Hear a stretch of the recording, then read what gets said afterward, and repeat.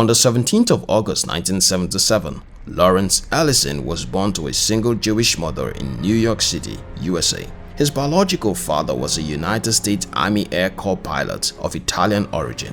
Lawrence encountered his first rejection when his biological mother refused to have anything to do with him after he contracted pneumonia at the age of 9 months. She gave Lawrence to her aunt and uncle for adoption and did not make any efforts to be in his life afterwards. Lawrence was taken to Chicago's South Shore, where his adoptive parents live. Growing up in the care of his adoptive parents was difficult for Lawrence. While his foster mother was warm and caring towards him, his adoptive father was cold and distant and was often mean to him. Lawrence was raised in a Reformed Jewish home by his adoptive parents, and he attended synagogue regularly with them, but it did not make Lawrence religious in any way. While he identified as Jewish in terms of cultural identity, he never subscribed to Jewish doctrines. This intensified the rift that existed between him and his adoptive father. At the onset of adolescence, Lawrence found himself drawn to the wonders of the computer. He read any book or article he could find on software creation and programming. This was a flair that he continued to have until he completed his elementary and secondary school in Chicago, and then proceeded to the University of Illinois at Urbana-Champaign. He withdrew from school after his second year when his adoptive mother passed on. Because he didn't have a stable relationship with his foster father and had no other known relative, he felt so desolate and bereft again. This culminated in depression and made him unable to complete his final exams. After he dropped out, Lawrence was at a loss for what to do with his life, so he moved back to Chicago, where he enrolled in the University of Chicago. At this new institution, he learned computer design. He didn't have the financial and emotional stability to complete his studies, so he dropped out after a semester. Lawrence soon found a job in the employ of AMPEX and moved to Berkeley, California.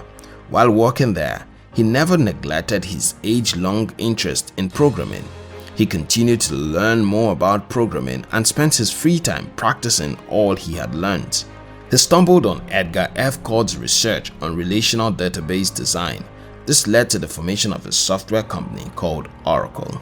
His company, Oracle, had so many ups and downs. Lawrence worked so hard on Oracle for years, but nothing seemed to pan out. All his efforts to keep the company afloat proved abortive.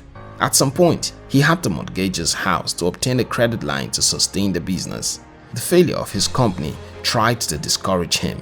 Still, by virtue of his experiences in life, Lawrence had cultivated some form of stubborn resilience. He continued to devote his time and resources to Oracle for 8 years until the company stabilized and found success. As of October 2019, Lawrence Ellison was listed by Forbes magazine as the 6th wealthiest person in the world. Here's the thing, anyone who hopes to brave the storm of life must stay focused on their goals. Events like rejection and failure are only forms of distractions, and if we give in to them, we will lose sight of our ultimate target in life. Dennis Waitley said, "Failure should be our teacher, not our undertaker. Failure is a delay, not defeat. It is a temporary detour, not a dead end." When we quit because of failure, we show just how undeserving of success we are. No one should see the breakdown as the end of the road.